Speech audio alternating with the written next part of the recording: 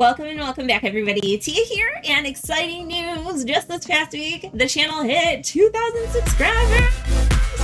Thank you so much for being here on this journey. Whether this is your first video or you've been here since the very beginning, a huge thanks from me to you. I'm so excited to reach this awesome milestone together, and to celebrate, I figured it was about time for a little 2K Q&A. So over on Instagram and here on YouTube, I asked, what are your questions for the channel, for me, about board games, about life, just anything you want. So I'm really excited. Let's jump into it. First question is from my man Lucho. Okay, what does Takaijo stand for? Well, sorry to break it to you, if you haven't figured it out already, I am very unimaginative when it comes to usernames. So Takaijo was literally just the first two letters of my first, middle, and last name.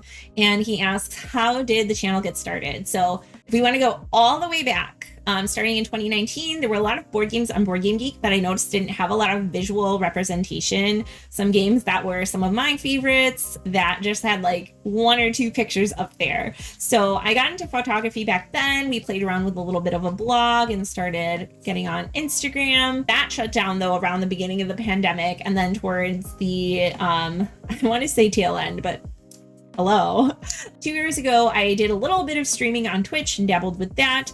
And the YouTube channel officially started back in April of 2019. And it was just kind of a combination of trying all these different mediums until there was one that really fit. And hey, here we are. That was YouTube by and large. Next question.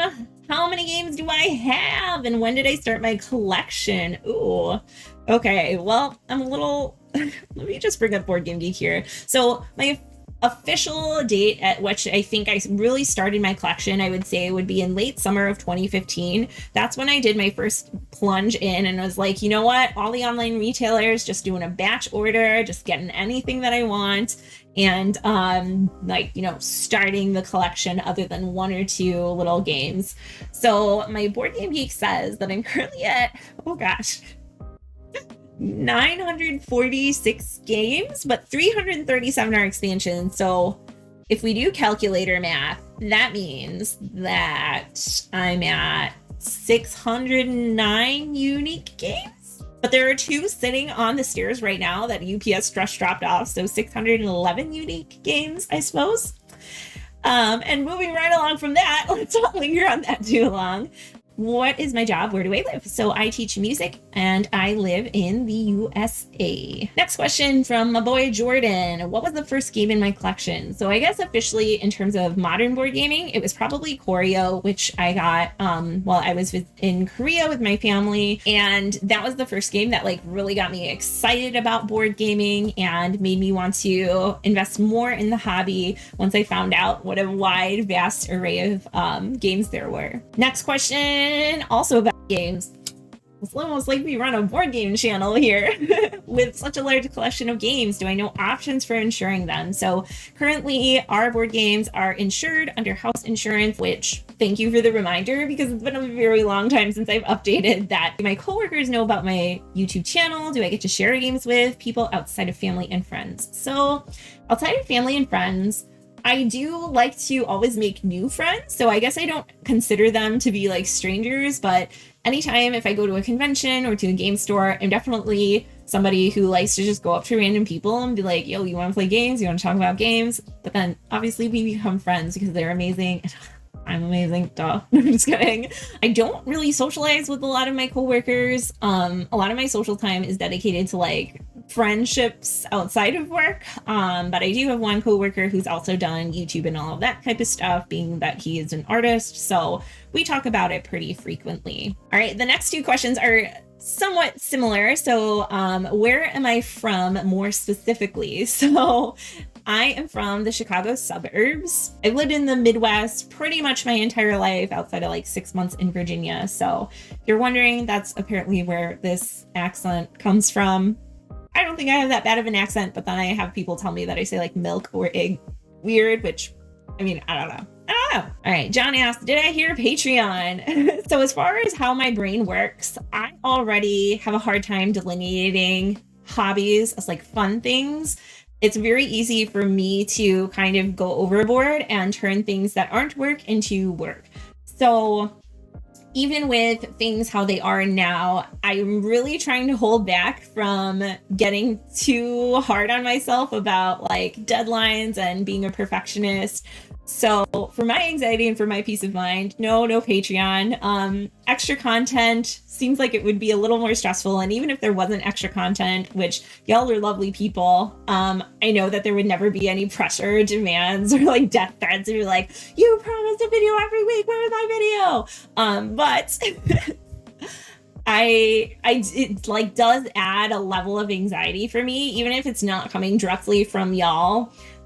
Just in my own mind with my expectations for how I want things to go, adding that extra level of like money coming directly from people just freaks me out a little bit. It's another reason why I don't really do a lot of paid playthroughs or reviews or things like that. The only review game I did, in fact, was Nemo's War, which I was planning on buying anyway. And then they just magically contacted me and were like, hey, do you want this game that you've wanted for over 2 years? So it's like one of those things where, I don't know, I'll just take it as it goes. And who knows where we'll be in the future. But as of right now, I'm just more than happy to be able to share games with y'all and talk to y'all and just have this awesome community.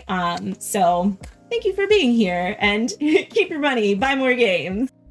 Next question. Ooh, this one's not board game related. Do I have any favorite bands? My background in music is pretty much like classically trained. So when I play music, it's mostly classical music.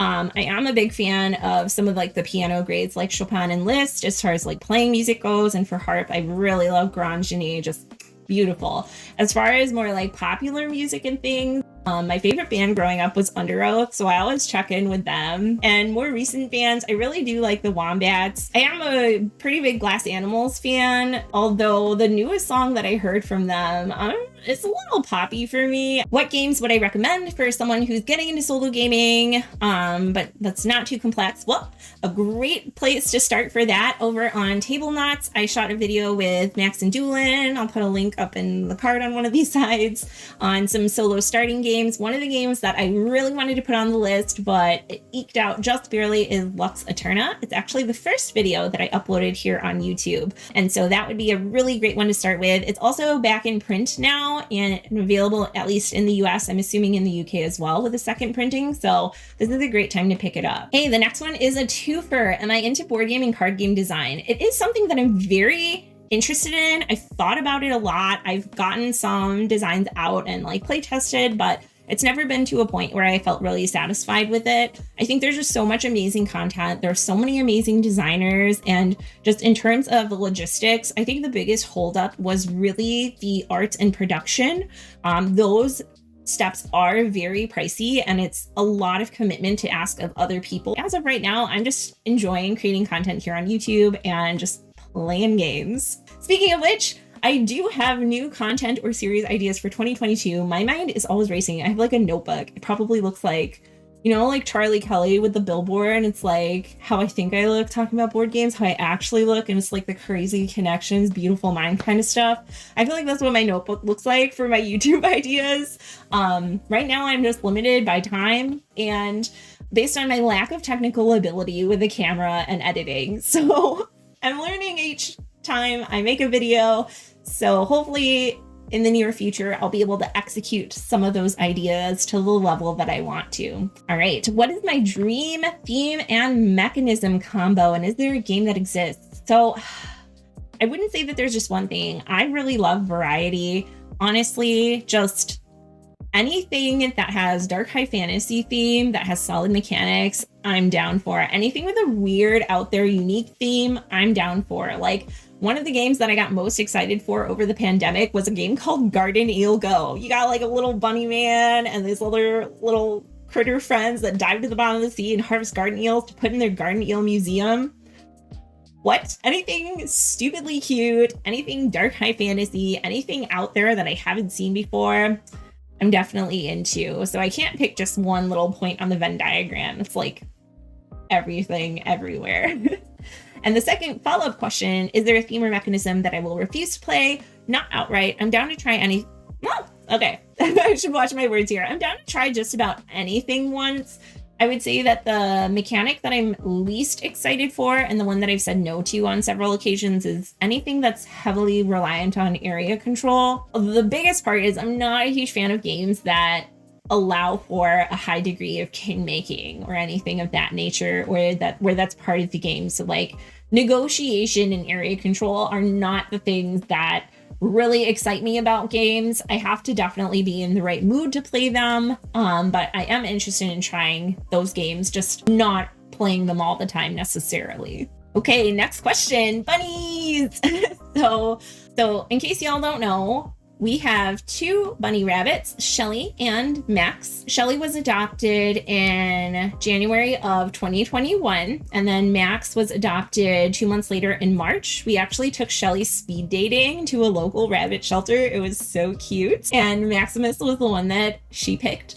They do free roam while we're home. While we're not home, then they have their own little room on the side of the kitchen where they have all their bunny stuff. It's honestly been awesome. They're super quiet. They're very chill. I'm not an overly affectionate person, so having like a dog or something that constantly needs my attention, I was not down for. Rabbits are nice because they just cuddle with each other and look all cute, and you can just be like, oh, cute, and feed them. And every now and then they'll come hop in your lap and get some pets, and then they'll go out and be on their way.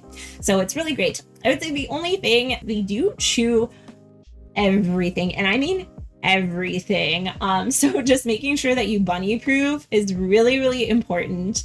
But other than that, it's been great having them. And I'm definitely very glad that we were able to adopt Shelly and Maximus, because they are just the sweetest little things. Okay, if I could play any game right now when I read this, what game would it be? Okay, so there are a lot of games I would love to play, but like I said previously, there are two games waiting for me out on the stairs, and one is the deluxe edition of Rococo, early birthday present for me. So I'm very, very excited to delve into that. Alrighty, next up, what is my all-time favorite game? And if I could, what expansion would I make for it? So if y'all haven't heard of Capital Lux, I mean, come on, guys. Capital Lux, I would say, is probably my favorite game. There are a lot of games that I really love, but I think just for all the reasons I said in my solo party video and every other video where I've talked about it, it's just very accessible, it's very clean, and you can play it with just about anybody. All the expansions were just released with the latest Kickstarter. I can't think of anything else that I would want to or need to add to the game. It's honestly just beautiful. So that would probably be it. Next question. What is the meaning of life? Obviously, to play more board games. Another question, do I have any other hobbies, or did I before board gaming took over? Yes, some of the hobbies that I return to pretty frequently are visual arts. Right now, I'm mostly focusing on hand lettering and calligraphy, since that's like really short and clean and quick little project. I've also been trying, with the cold weather here, it's like -9 degrees yesterday. I've been trying to get in more like physical activity. So I've been getting into learning more about modern dance and learning some choreography, which has been super fun and really exciting, and also a great workout. As far as other hobbies go, I really do enjoy pen paling. Another thing that I've been doing for, I mean, at this point, decades of my life is going online and volunteering as a listener. So just talking to random people from all around the world about whatever they need to talk about, whatever they need to get off their chest. I just feel like it's really rewarding, and I think it's difficult these days to make authentic connections with people under a lot of circumstances. So it's nice to just have some anonymity, to be anonymous and to have that really deep connection, even if you don't necessarily know the person or what they're about. Just having an honest conversation and hearing that somebody's day's improved, or that their mood is improved, or that they feel more hopeful for the future is really rewarding. So yeah, just a variety of things. Which game in my collection was played least recently, and why is it still in my collection? Oh my gosh. I mean, there's so many games. Maybe some party type games that I got earlier on that are very nostalgic. My mind immediately goes to things like One Night Ultimate Werewolf or Secret Hitler, where I have other party games that I would rather play other than those, but I feel like they're good to have around because they're very easy to get into if we ever have a social gathering that isn't board game centered. All right, where did I learn video creation and editing skills? elsewhere. So honestly, I'm just 100% self-taught with the occasional YouTube video. I do primarily consume a lot of media content through YouTube, so just kind of watching and observing some of the greats. Good old YouTube University. Next question from Donnie Chad. Do I back any Kickstarters? So I think I counted the other day, and the total number of Kickstarters I backed is 15. My first one was Dark Souls, just because it's like my favorite game, my favorite universe of all time. So when they came out with the board game version with gorgeous minions, I was like, duh, I have to have that.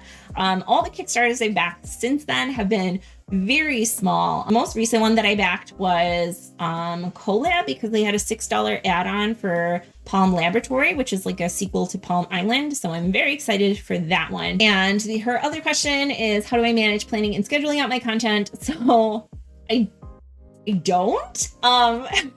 Typically, I would have a regimented thing of like, I need to plan this day, I need to record this day, I need to edit this day, I need to upload this day. But I am trying to just go with the flow. Anxiety. Tend to get overzealous about things that I'm really passionate about, and I tend to burn out very quickly to the point where I'm not enjoying it, but I feel like I have to do it.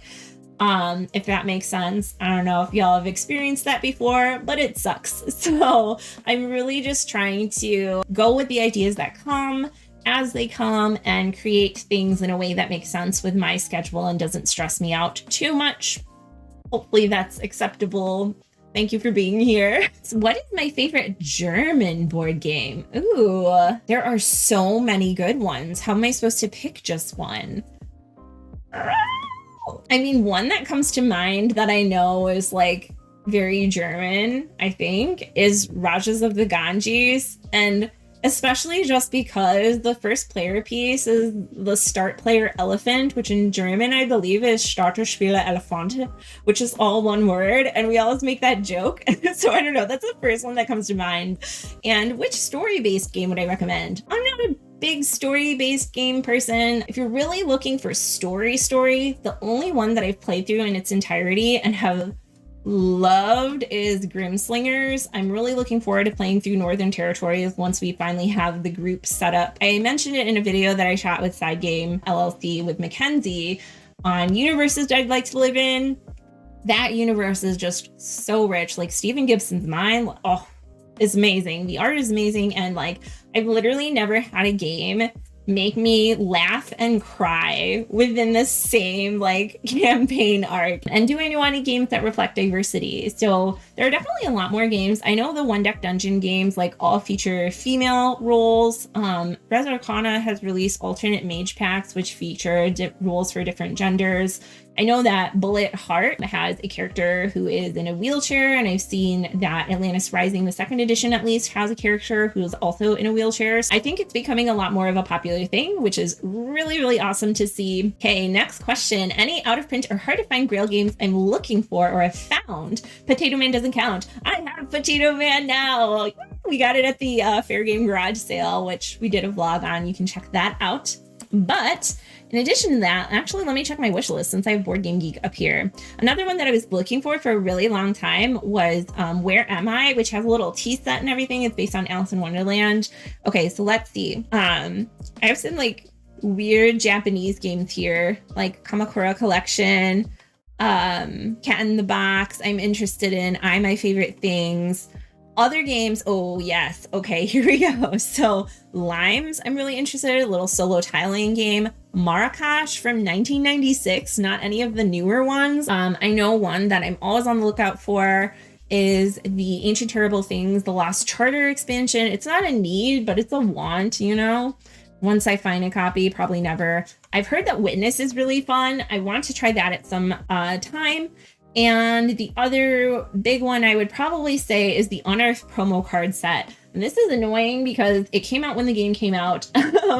And it has some big monument cards, but then it also has little Delver cards. And people have the monument card single, but not the little Delver cards. So I'm sure it was released as two different promos. And I've been like looking everywhere all the time to try to find them, and I can't.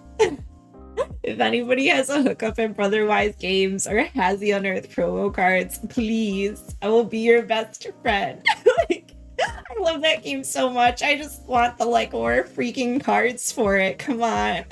Moving on to not a mental breakdown. What are my recommended gateway games? Ooh, that's a great question. I would probably say, I mean, is it bad for me to just say Capital Lux again and Railroad Inc. and Unearth? Those are kind of my three go-to of like just very accessible in theme, in art, in mechanics, but they have a lot of flavor to them. All right, what is my opinion of Kickstarter? Okay, so here's the thing. I think obviously in concept, great idea.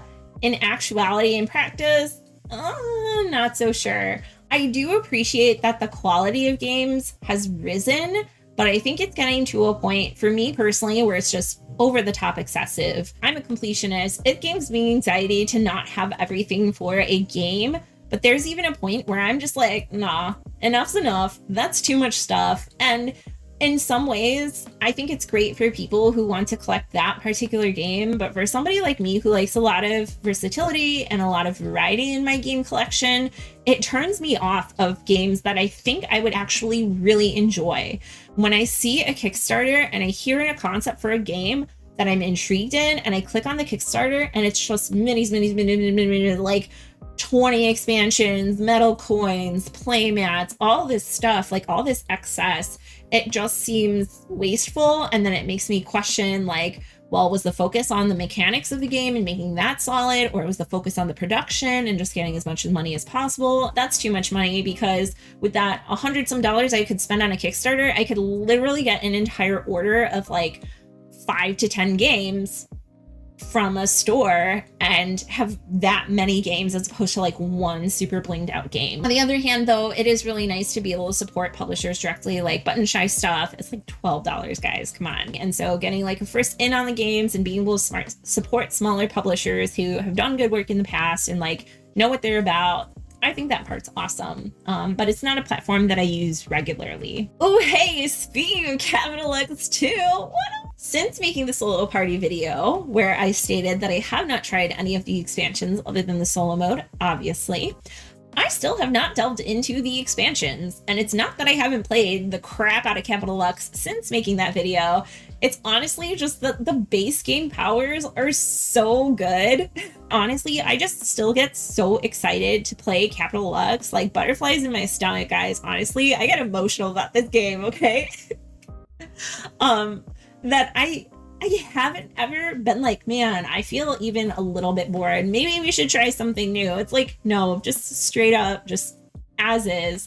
But I am very glad that there are extra expansions. So I know more than one of you bought Capital Lux because y'all told me. If you have any suggestions for which capital powers I should try, please put them down in the comments below to give me a point to start at, because I'm honestly just too attached, I think, to the original.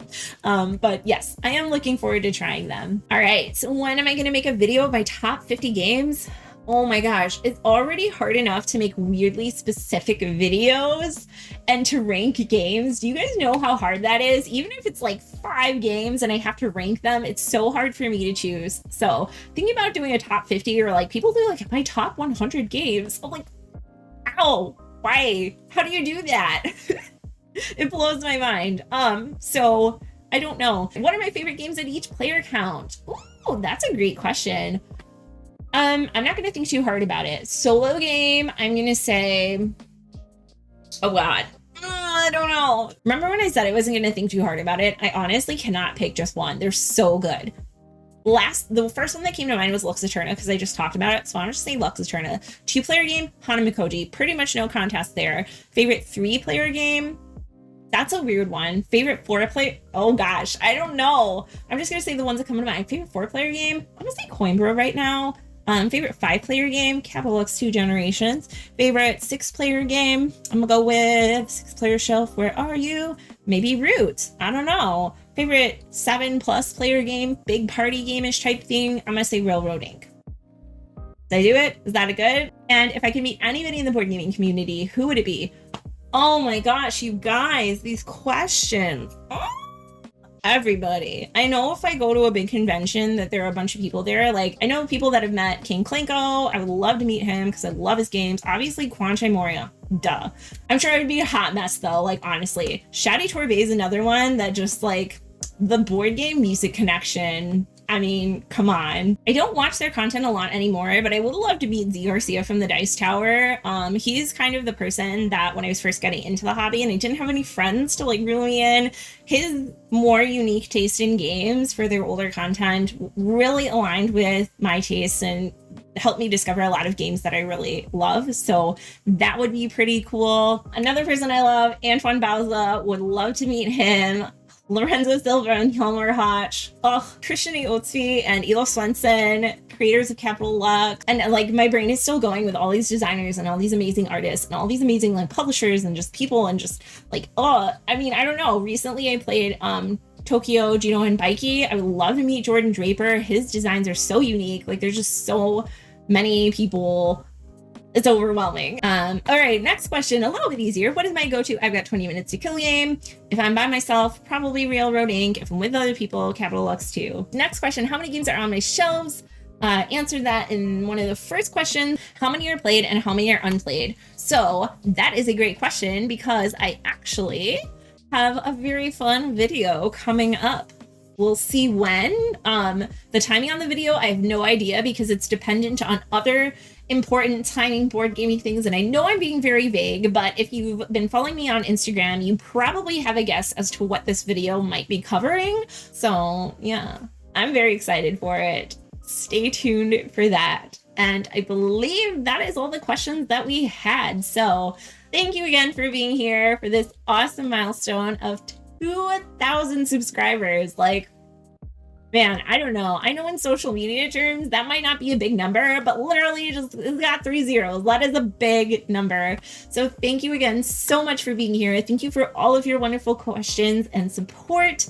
It has been so fantastic. If you have any ideas for videos or things you'd like to see or anything you want to say, any questions you forgot to ask, please feel free to leave them down in the comments below. And as always, if you guys just want to talk games, hang out, be cool people like that, feel free to message me on Instagram, on Board Game Geek, any platforms. I'm always down to meet new people who are also passionate about gaming, or if you have any questions about games, feel free to let me know. And that is all the time we have for today. Thank you so much for joining me, and I will see you next time. Bye.